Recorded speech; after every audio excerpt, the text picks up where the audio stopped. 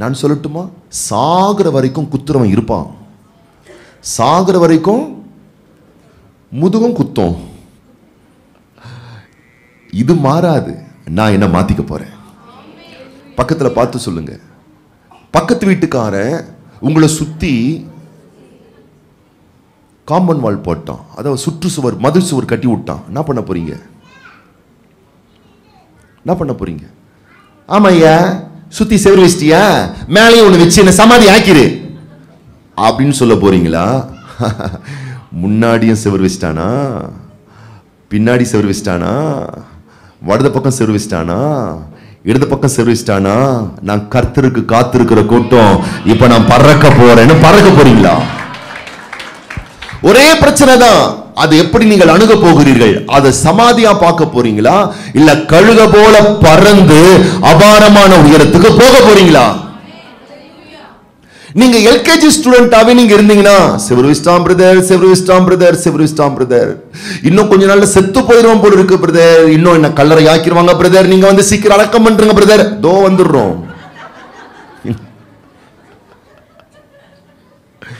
முன்னாடி செவர் வச்சிட்டான், பின்னாடி செவர் வச்சிட்டான், வலது இடது பக்கம் செவர் வச்சிட்டான்.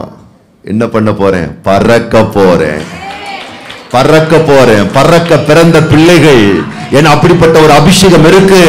முன்பிலும் அதிகமாய், முன்பிலும் அதிகமாய், முன்பிலும் அதிகமாய் நசரேயனாகிய இயேசுவே எனக்கு இரங்கும் என்று பர்த்திமேயு கூப்பிட்டானே.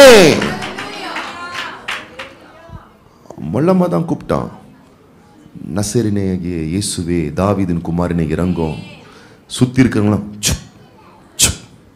இன்னைக்கு கூட சில பிசாசுகள்லாம் உங்களை சுப் பண்ணுது. ரொம்ப ஜெபம் பண்ணுத, சுப். டைமுக்கு தான் சர்ச்சுக்கு போன, லேட்டா போ, சுப். எல்லாம் அப்படி என்ன பண்ணுது? அதட்டுது, அதட்டுது, அதட்டுது. பர்த்திமேயு என்ன தெரியுமா பண்ணா? அதட்ட அதட்ட சத்தத்தை ரைஸ் பண்ண, அதட்ட அதட்ட விசுவாசத்தை ரைஸ் பண்ண, அதட்ட அதட்ட அதட்ட அதட்ட இன்னும் முன்பிலும் அதிகமாய். அதட்டிட்டாங்கன்றதுனால சர்ச்சுக்கு வரத ஸ்டாப் பண்ற கூடாது, அதட்டிட்டாங்கன்றதால ஜெபம் பண்றதை நிறுத்திட கூடாது, அதட்டிட்டாங்கன்றதால கர்த்தரை தேடுற விஷயத்துல குறைஞ்சிட கூடாது, அதட்டிட்டாங்க, மிரட்டிட்டாங்க, வருத்தப்படுத்திட்டாங்க, பிரச்சனை பண்ணிட்டாங்கன்றதுனால விசுவாச கிரியை விட்டு விடக்கூடாது. என்ன செய்யணும்? சத்தமா சொல்லுங்க, முன்பிலும் அதிகமாய், முன்பிருந்ததை பார்க்கிலும் அதிகமாய் தாவீதின் குமாரனே நசரேயனாகிய இயேசுவே இரங்கும் என்று அவன் சத்தத்தை உயர்த்தி கூப்பிட்டான். என்ன நடந்துச்சு? போன இயேசு நின்னுட்டாரு, போன இயேசு நின்னுட்டாரு. அல்லேலூயா. படைச்ச தேவனே உனக்கு முன்னாடி வந்து நிப்பார். நான் சொல்றேன், நீ கூப்பிட்ட உன் பிள்ளை கூட வரானோ இல்லையோ, நீ கூப்பிட்ட உன் கணவர் கூட, உன் மனைவி கூட, உன் அன்பர்கள் கூட வராங்களோ இல்லையோ, நீ கூப்பிட்டா அவர் வந்து நிப்பாரு, உன் பக்கத்துல வந்து நிப்பாரு, உன் கூட வந்து நிப்பாரு, உன்னோடு கூட இருப்பாரு. எத்தனை பேர் ஆமென் சொல்றோம்? ரெண்டு கரங்கள் ஆண்டவருக்கு நேராக உயர்த்தி, ஆண்டவரே முன்பிலும் அதிகமாய், முன்பு இருந்ததை விட அதிகமாய், 2023 வருஷத்துல நான் இருந்ததை விட இந்த 2024 வருஷத்துல இன்னும் அதிகமாய், இந்த வருஷத்தை கடந்த 2025 இன்னும் அதிகமாய், கடந்த 10 மாதங்கள் இன்றதை விட இந்த 11வது மாதம் இன்னும் அதிகமாய், வரக்கூடிய 12வது மாதத்துல இன்னும் அதிக வைராக்கியமான ஜெபத்தோடு லேகானா சந்தரா லபா லேரே பேகாதரனா லமா ஷதரா பகதரனா லமா. அல்லேலூயா, அல்லேலூயா, அல்லேலூயா, அல்லேலூயா. வெட்கப்படாதே மகளே, விசுவாச கிரியைகளை வெளிப்படுத்த வெட்கப்படாத, விசுவாச கிரியையை வெளிப்படுத்த வெட்கப்படாத. தேவன் பார்க்கிறார் என்பதை மறந்து விடாத. உன் ஆண்டவருக்கு முன்பதாக அது நறுமணமான ஒரு விஷயம் என்பதை மறக்காத. ஆண்டவர் உன்னை கனப்படுத்த போகிறார், பாவங்களை எல்லாம் மன்னிக்க போகிறார், உன் விஷயத்தை நீதி செய்ய போகிறார். நீ எந்த அளவுக்கு விசுவாச கிரியையிலே வளருகிறாயோ அப்ப புரிஞ்சுக்கோங்க, சீக்கிரத்துல நியாயம் செய்வதற்கான நேரம் வந்துவிட்டது. உன் விஷயம் சீக்கிரம் நிறைவேற போகிறது. உன் காரியம் சீக்கிரம் நிறைவேற போகிறது. உன்னுடைய எல்லா விதமான நன்மைகள் சீக்கிரத்தில் நிறைவேற்ற போகிறார். படைத்த தேவன் காரியங்களை கைக்கூடி வர பண்ண போகிறார். எப்பொழுது? விசுவாச கிரியை. விசுவாச கிரியை துதியின் மூலமாய் நான் விசுவாசிக்கிறேன்றதை வெளிப்படுத்துறேன். ஆண்டவருடைய வார்த்தையை, நற்செய்தியை அறிவிக்கிறதுனால என் விசுவாசத்தை நான் வெளிப்படுத்துறேன். தவறாமல் ஆலயத்துக்கு வர்றதுனால என் விசுவாசத்தை நான் வெளிப்படுத்துறேன். கர்த்தருக்கு உற்சாகமை கொடுப்பதனால என் விசுவாசத்தை நான் வெளிப்படுத்துறேன். நான் என்னுடைய எல்லா விதமான அன்பின் பிரயாசங்களால என் விசுவாசத்தை நான் வெளிப்படுத்துறேன். என்னுடைய எல்லா விதமான நற்கிரியைகளால நான் விசுவாசத்தை வெளிப்படுத்துறேன். யாக்கோபின் ஆக்கியோன் சொல்லுகிறார். யாக்கோபின் புஸ்தகம் 2ஆம் அதிகாரம் 14ஆம் வசனத்தை வாசிங்க. யாக்கோபு 2:14. என் சகோதரரே, ஒருவன் தனக்கு விசுவாசம் உண்டென்று சொல்லியும் கிரியைகள் இல்லாதவனானால் அவனுக்கு பிரயோஜனம் என்ன? அந்த விசுவாசம் அவனை ரட்சிக்குமா? ஒருவன் சொல்லுகிறான், நான் விசுவாசிக்கிறேன், வாயிலேயே வடை சுடுறேன், வாயிலேயே நான் சொல்லிட்டு இருக்கேன். தப்பு கிடையாது, சொல்லணும் தான். நீதி உண்டாக இருதயத்தில் விசுவாசிக்கப்படும், ரட்சிப்பு உண்டாக நாவினாலே அந்த விசுவாசம் அறிக்கை செய்யப்பட வேண்டும். அது ஆரம்ப நிலை, துவக்க நிலை. ஆனா அதுலயே வண்டி ஓடிட்டு இருக்க கூடாது. விசுவாசம் உண்டு என்று சொல்லி அந்த சொன்னதோட ஸ்டாப் பண்ற கூடாதா? அந்த விசுவாசிக்கிறேன்றத சொல்றத கிரியையில காட்டணுமா? கர்த்தரை நேசிக்கிறேன் சொல்றதில்ல, செயல்ல காட்டணுமா? அல்லேலூயா. செயல்ல காட்டணுமா? ஒரு கணவன் மனைவியை பார்த்து நான் நேசிக்கிறேன் சும்மா வாயில வடை சுட்டா போதாது, செயல்ல காட்டணும். மனைவி கணவனை பார்த்து நான் உங்களை நேசிக்கிறேன் வாயில சொன்னா போதாது, செயல்ல காட்டணும். அன்பு கிரியைகள் மூலமாகத்தான் அது கிரியை செய்யப்பட்டு செயல்படுத்தப்பட்டு பூர்ணமாக்கப்பட்டு அது வெளியரங்கமாக்கப்படுகிறது.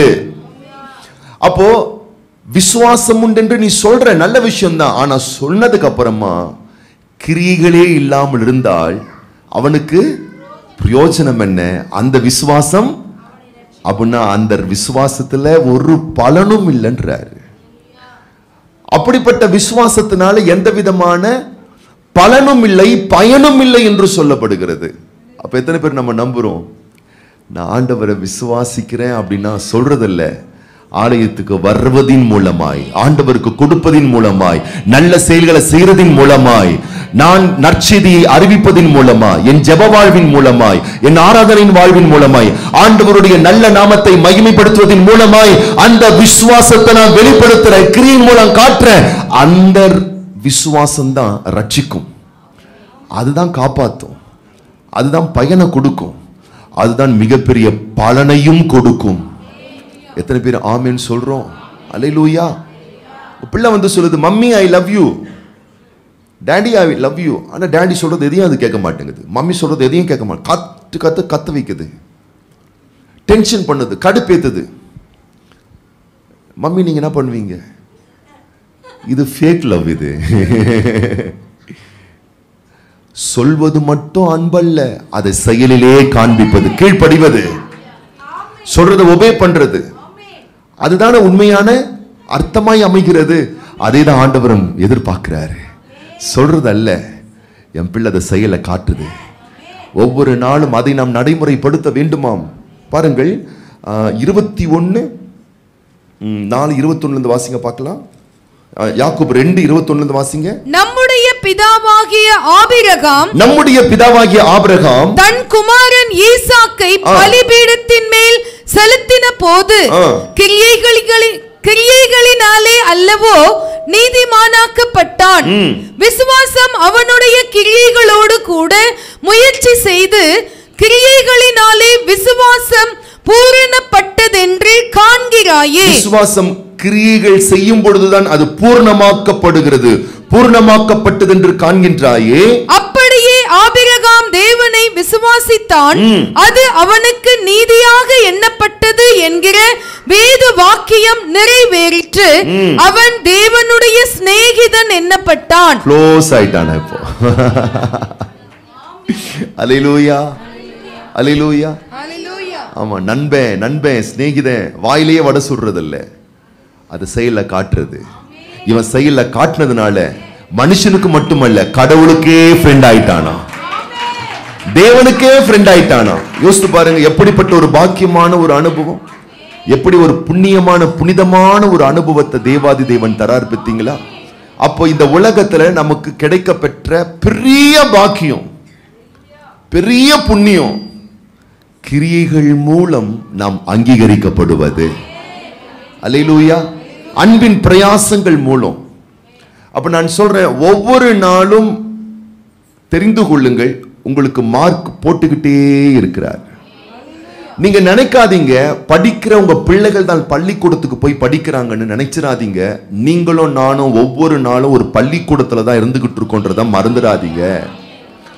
உங்க பிள்ளை தான் பரீட்சை எழுதுறாங்க நினைக்காதீங்க. ஒவ்வொரு நாளும் வாழ்க்கையே நமக்கு ஒரு பரீட்சை தான்றத மறக்காதீங்க.